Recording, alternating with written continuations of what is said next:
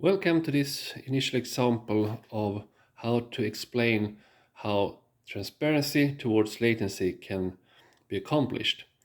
What we see here illustrates a road. The pattern of the road is just reduced to a circle here. So this part illustrates the road with the car basically looking downwards. This illustrates what the server sees.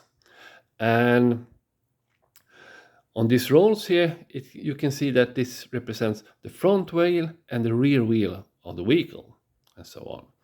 So what will happen here now when we put these two on top of each other? Hold on a second here. We are heavily improvising this in the days of the corona.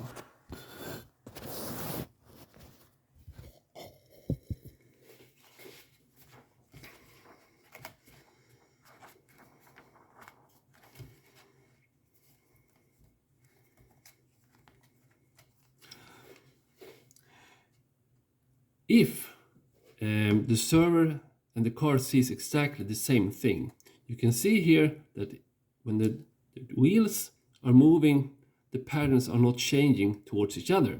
It stays the same, right? So what we can see here, if the vehicle was very short, we would have a very short time to determine if we have an error here. If the vehicle was longer, we could have a longer time to determine before it falls off the table here that we have an alignment here, right?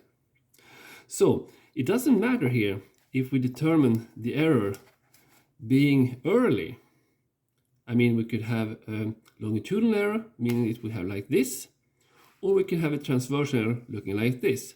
So it doesn't matter if you are close to the front wheel or if you're close to the rear wheel. It is the same unalignment that we would see, a transversal error or a longitudinal error. The only way we can compensate if we have a transversal error, that means that the car is on the side of the track, is that the car has to steer, because that will make the alignment coming back. If we have a longitudinal error, that means we cannot steer it back. That means that we have to do a phase shift, like this, shifting the films towards each other. And that is a shift not made in time, but actually in pixels, because the time aspect doesn't matter here. And as you can see here, if the car is moving fast or slow, it doesn't matter. The unalignment is actually the same. So this is a very short explanation here how the technology becomes transparent towards latency, because the only thing that happens when the latency is longer is that you will get gradually closer to the rear wheel instead of the front wheel, which would have if you had a very short latency. But it doesn't matter how it moves. The circles are aligning. So with this, we have shown that it becomes transparent to latency to determine if you have longitudinal or transversal errors. Thank you.